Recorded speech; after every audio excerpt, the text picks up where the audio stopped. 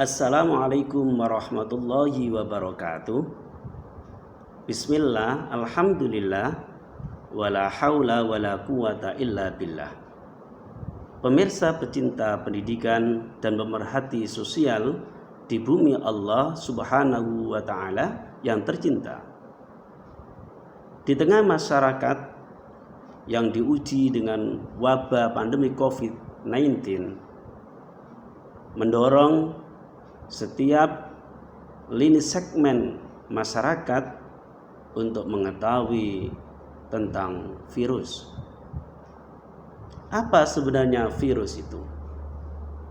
Kira-kira makhluk apa virus itu yang bisa membuat ketakutan masyarakat, yang bisa menghentikan perekonomian sebagian negara atau bahkan seluruh negara,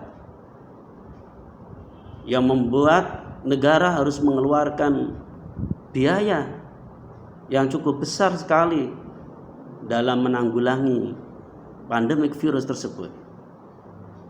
Dan tentunya guys, kita juga harus mengetahui bagaimana sebenarnya reproduksi dari virus, perkembangannya virus, dan tentunya itu semuanya harus diketahui oleh masyarakat. Oleh karena itu guys, pada pemaparan video kali ini kita akan mempelajari tentang virus, tentang apa itu virus, virus itu makhluk apa, bagaimana perkembangbiakannya, bagaimana penyebarannya, dan bagaimana cara untuk menanggulanginya. Oleh karena itu jangan tunggu lama lagi, ayo simak kita bersama-sama video pemaparan tentang virus berikut ini.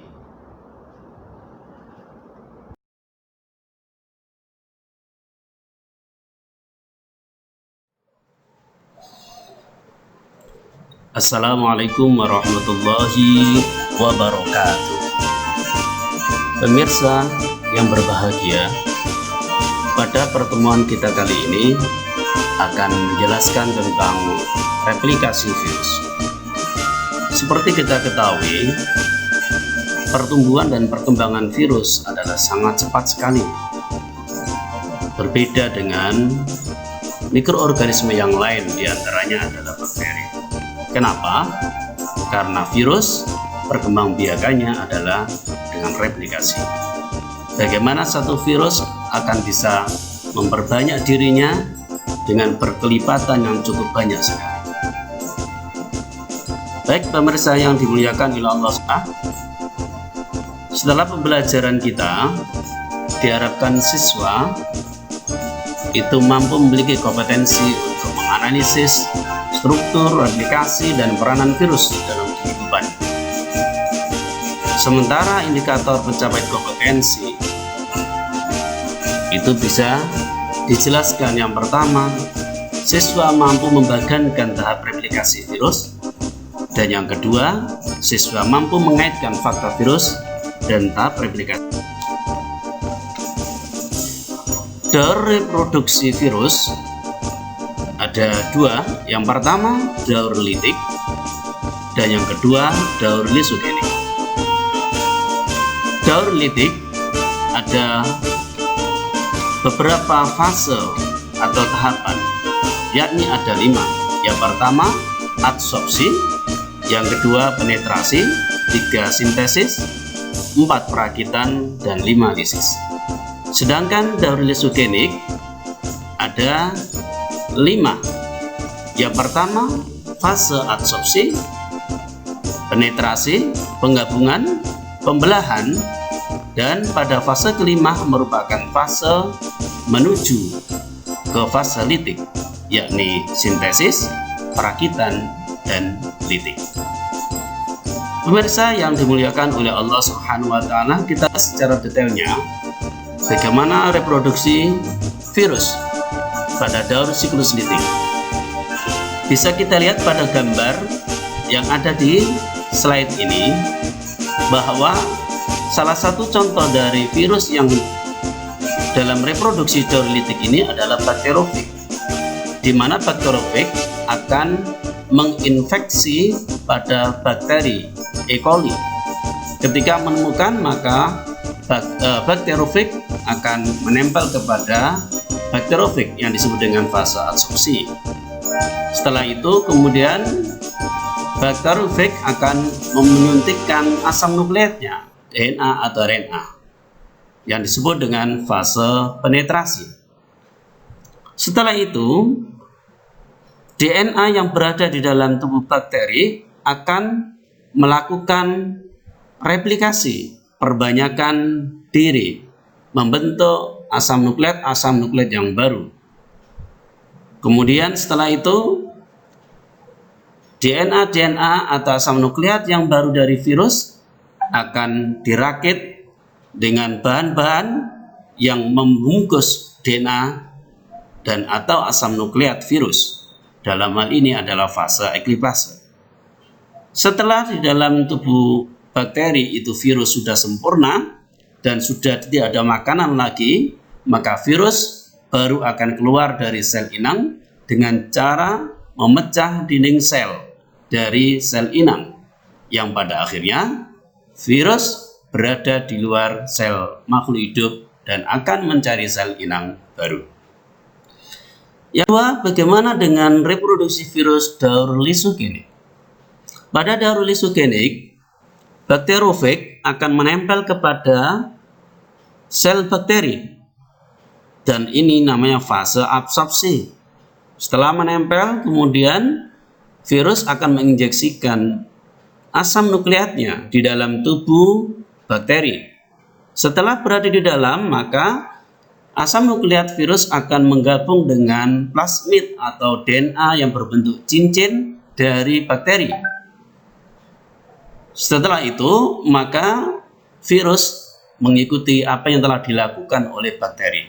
Saat bakteri membelah, maka otomatis asam nukleat virus juga akan membelah. Setelah itu, barulah ketika di dalam tubuh sel inang itu sudah mulai melemah, maka asam nukleat virus akan melepaskan diri dari plasmid dan kemudian akan memperbanyak asam nukleat virus di dalam tubuh bakteri. Dan setelah itu akan menyusun tubuhnya bagian yang kapsulnya atau yang membungkusnya.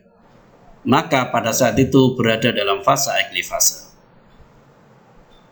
Pemirsa yang dimuliakan oleh Allah Subhanahu wa taala. Setelah virus di dalam tubuh bakteri lengkap, maka virus akan keluar dari tubuh bakteri dengan jalan memecah atau menghancurkan dinding dari sel bakteri. Inilah yang dimaksud dengan fase lisis, yaitu fase memecahkan dinding sel dari bakteri. Artinya pada daur virus lysogenik ini, itu manakala sel inang itu memiliki daya tahan tubuh kuat, antibodi kuat, maka virus tidak akan mampu menginfeksi atau menyerang kepada tubuh sel inang. Tetapi ketika tubuh sel inang itu mulai melemah, daya tahan tubuhnya melemah, maka virus akan beralih dari daur lysogenik menuju daur litik, sehingga sel inang terinfeksi oleh virus. Pemirsa yang dimuliakan Allah Subhanahu wa taala, dari sini kita bisa membedakan siklus litik dengan siklus lysogenik. Siklus litik itu terjadi pada sel inang yang kondisinya tidak lemah atau tidak baik, dalam ini lemah. Sementara lysogenik terjadi pada sel inang dengan kondisi tubuh kuat. Daur litik pada akhir fase terjadi lisis penghancuran sel inang, tetapi pada daur lysogenik pada akhir fase tidak terjadi lisis penghancuran. Namun bila bisa beralih ke daur litik untuk menghancurkannya. Berikutnya adalah daur litik tidak terbentuk profik, sementara daur lysogenik terbentuk profik. Pada daur litik tidak ada fase penggabungan dan pembelahan sel. Pada daur lisogenik ada fase penggabungan dan pembelahan sel. Pemirsa yang berbahagia, maka dapat kita simpulkan bahwa replikasi atau reproduksi virus itu adalah dari satu virus bisa menjadi berlipat-lipat virus yang bisa melalui daur litik dan daur lisogenik. Maka kecepatan dalam perkembangbiakan virus ini melebihi kecepatan mikroorganisme yang lain, termasuk adalah bakteri. Demikian penyajian materi tentang replikasi virus, semoga dapat difahami oleh seluruh pemirsa. Demikian pemaparan dan penjelasan materi tentang perkembangbiakan virus atau replikasi virus. Dari sini kita sudah mengetahui bahwa perkembangan biakan virus itu bukan satu menjadi dua, dua menjadikan empat, empat menjadikan delapan, tetapi adalah lebih dari itu. Satu bisa menjadikan 20, 20 bisa menjadikan 100, dan itulah yang disebut dengan istilah replikasi atau perbanyakan virus.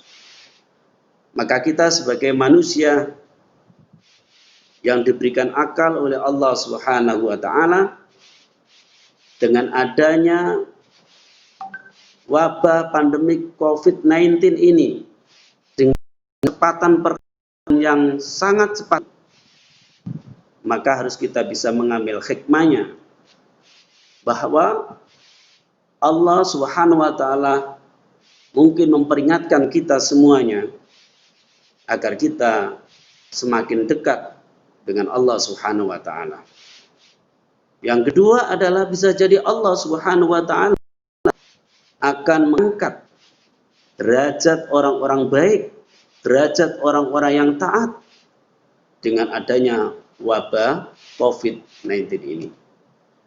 Tentunya sebagai manusia yang Allah bekali dengan akal, ada ilmu, maka tentunya yaitu kita akan berikhtiar bagaimana kita tidak terserang dan atau terinfeksi COVID-19. Semoga penjelasan materi ini dapat menjadikan bahan dan manfaat bagi seluruh siswa akan bagaimana virus itu berkembang. Assalamualaikum warahmatullahi wabarakatuh. Warahmatullahi wabarakatuh.